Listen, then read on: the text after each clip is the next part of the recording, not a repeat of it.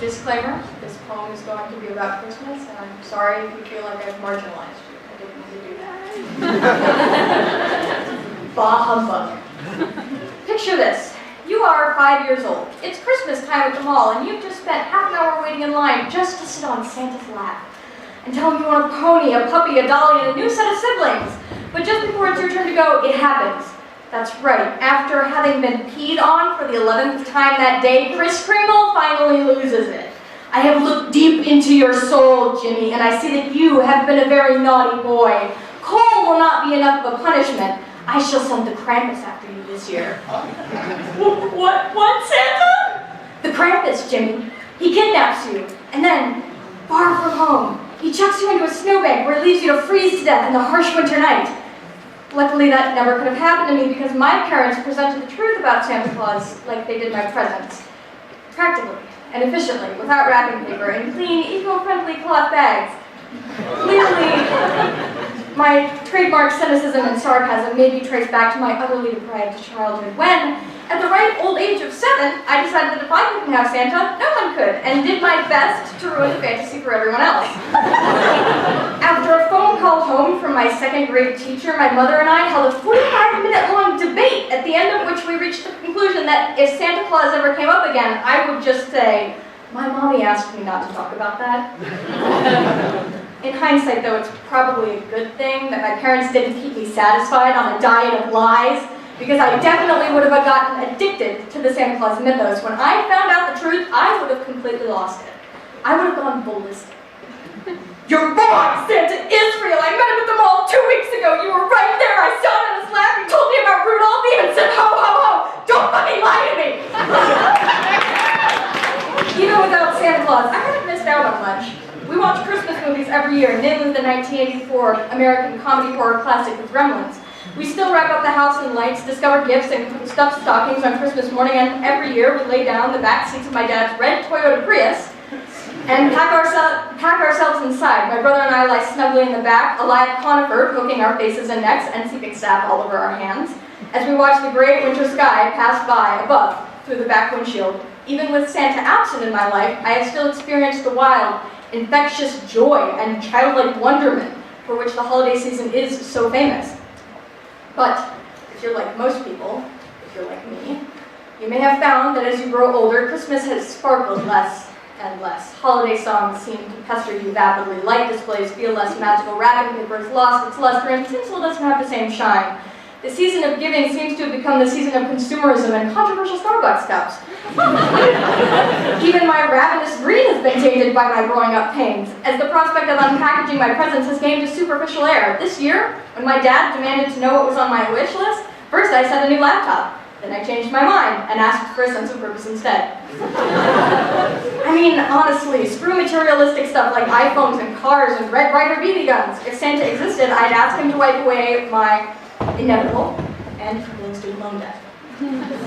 Well, I guess there are some things that even idealized mythological caricatures like Santa Claus can't do. My point is, when I'm out later this month buying secret Santa gifts for people I barely know and don't really care about, and I see that huge fake-ass Christmas tree in the middle of the mall, I'm going to take solace in the fact that my parents trusted me to handle growing up in a world without old, fat men who were allowed to enslave reindeer and little people and stalk small children so that they may break into their houses and leave them little gifts. Men who make their homes atop the Arctic ice pack. Not that Santa will be able to live there much longer, since the polar ice caps are melting away faster than lazy kids' ice cream in mid-August. I'll take solace in the fact that my parents never felt the need to lie to me, because in the bitter end, shielding your children from the harsh realities of the world, no, not everyone gets Christmas presents, and yes, the Krampus does exist, Jimmy, will not make them stronger, or prolong the life of their childlike sense of wonder. It just breaks their bullshit detector and destroys their trust in you. Most of all, wrapping up reality in pretty paper and tying it with a bow doesn't do anything to lessen the blow of finding out what's inside after you rip it open. It just makes the sad realization sting a little more. Reality doesn't come prepackaged. You don't get to pick which colors it comes in, and there's no guarantee that you'll get what's on your wish list because Santa does not exist. And believing in the myth hasn't saved anyone else from growing up cynical.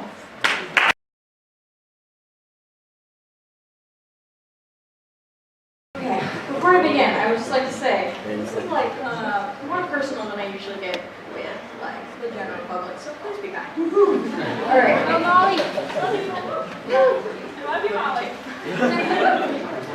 Dear Postwriter, sincerely, the disorder. Several months ago, I discovered a post online which declared that the word disorder is an ableist slur because it reinforces the idea that there is one proper way for a person to function. To correct this, the post's author proposed substituting the word dynamic for the aforementioned ableist slur. Now, according to the Merriam-Webster online dictionary, the definition of dynamic is something that causes change or growth in something else. The same resource defines disorder as a physical or mental condition that is not normal or healthy. If I could write a letter addressed to the person who made that post, it'd sound something like this. Dear Postwriter, while I am all for destroying the stigmas surrounding mental illnesses, and while I realize that blatant ignorance should always be met with purposeful patience and the intent to correct and educate right now, I really just wish that I could reach through my computer screen and punch you directly in your self-righteous, holier-than-thou, social justice warrior face. First of all, mental illnesses are not experiences that you have and then move on from. They are daily, uphill battles, and you have to fight like hell for every inch of progress you make. Secondly, I am not friends with my depression. My ADHD and I do not get along. If you will, think of my head as a home, and while ADHD and depression have certainly rented out space, I am not their timid host. Oh, I have accepted that they're here and that they're here to stay, but by God, they will learn to behave. Your dynamic disorders post caters to the attitude that disorders are not something to be dealt with, that instead they should be lived with. But I should not have to feel like my ADHD is an intruder in my life, against which I am powerless to fight. I refuse to sit passively on the couch beside my depression because my depression isn't being passive. It's suffocating. If there was an infestation flourishing in your attic, you wouldn't tell people to smell Ad's character. You'd call a fucking fumigator. And you wouldn't feel guilty if one of your friends set the curtains of your house aflame, but you also wouldn't stand by and placate or play with patience or try giving it a positive spin. Well, this is unpleasant, but I guess it's just proof of your creative flair. You would beat them about the head with a broom. You say dynamic, but all I hear is you telling me that there is nothing wrong with me. Do not tell me that there is nothing wrong with me. Something is wrong with me. I do not function naturally. And it has been a long road, a grueling journey, to search for and find the acceptance within myself, which now allows me to stand on this stage and speak about this struggle, and you, my pretentious postwriter, are trying to completely invalidate everything I have worked so hard to attain. Do not tell me my disorders are dynamics. When the best way to cope with ADHD is to form routines, but my ADHD means I'm too impulsive or distracted or forgetful to be able to form those routines. Hell, even half the time I can't even remember to take my meds. That's a disorder. When, for months and months, I end every day in dejected tears because I am inexplicably, inexorably, and exceedingly irritable, that's a disorder. When I had to learn at age 12 how to be meticulously organized, goal-oriented, and intrinsically motivated because even at age 12, things were starting to fall through the cracks, that is a disorder. When the routine disputes between my mother and I have completely vanished since I started taking Prozac, that's evidence of a disorder. Using a different word cannot mend the differences that make my beautiful brain seem broken. Changing my cognitive lens will not remove the barriers I beat against. All the positive thinking in the world will not make me better. What betters me is the fact that I fight for my right to exist happily, and the fact that I am winning. My disorders are not the ones who are dynamic. I am.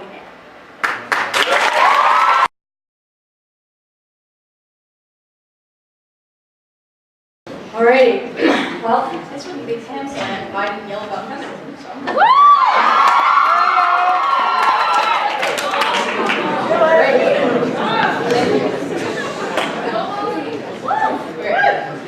Let's talk about feminism. In the long, loquacious, and sometimes even illustrious history of slam poetry, feminism has always been a popular trigger topic, a contentious pressure point, a subject which elicits hot-button discussion, to which I've lent my voice before, and dare I say it, I'm going to do it again. Yes, people, I am empowered. Yes, I am a strong, independent woman who don't need no man. And yes, I am a feminist. I support feminism, and I respond swiftly and violently to any and all sexist sandwich jokes. However, it would be irresponsible of me if I did not also occasionally talk about the fact that the feminist community is fundamentally flawed. When I drop the F-bomb in a crowded room, people duck for cover. Others have observed this reaction, but no one talks about why it happens. About why feminists have become so militant in the mindset of the majority. The word now synonymous with misandry, the hatred of men. The hatred of men. Feminazis have come to represent the entire feminist community. No one wants to talk about feminism because whenever they try, there is someone standing by, waiting in the shadows for the perfect opportunity to ambush them to jump to conclusions. If, God forbid, a woman says she isn't a feminist, then she's been brainwashed by the patriarchy and is met with indignant cries of, oh, you just don't understand what you're saying. You just don't understand what it means. I think they understand perfectly that feminism has become a hate word. And why wouldn't they think that, given how so many of us act? If a man tries to join the feminist discourse, his opinions and observations are quickly shot down. You wouldn't know anything, you male cishet piece of scum! Men are told that there is no place for them in a woman's world. And yet, we say that sexism is also a man's issue, because it also hurts men. So why won't we let them talk about feminism too? I mean, I understand the vitriol, the resistance. People who are not part of a disadvantaged group can never truly comprehend the struggles which that group faces. For instance, I am not black. No matter how much research I do, no matter how many black people I talk to, no matter how self-aware I am, I will never know what it is like to be black. Because of that, when I participate in the discourse, it can feel like I am telling black people how they feel and how they are treated instead of taking their word for it. And because I am not black, I am much more prone to the pitfalls of ignorance. I'm more likely to mistakenly misspeak. The same is true for a man talking about gender equality. Because these mistakes are bound to be made when outsiders lend their voices to a discourse, it can be hard to be patient. It can be difficult to keep your mind open to the outsider's point of view, but when someone slut-shames or victim blames or perpetuates a sexist stereotype, no matter how hard it is to remain calm, you must remember that it is harder still for people with privilege to see their privilege. Realize they may not have acted in anger, but rather out of ignorance. You must not rise to the bait, instead rise to the occasion, and meet their ignorance with education. If you do greet ignorance with anger, do not be surprised if a mind that might have opened slams shut. In the end, no matter how the public perceives my feminism, no matter how many times unwise, hateful, and closed-minded women smudge and besmirch the name of feminism, I will continue to facilitate constructive conversations and answer anyone's questions. I will be a true proponent of progress and act as should a patient teacher, treating everyone as a potential people. I will keep waging war on sexism, not on men. And since the pen is mightier than the sword, I will be using words as my weapons. I'll conquer ignorance with education and combat apathy with pure passion. This isn't supposed to be a crusade. It's a discourse. It's a safe space. It is a place where people are allowed to make mistakes.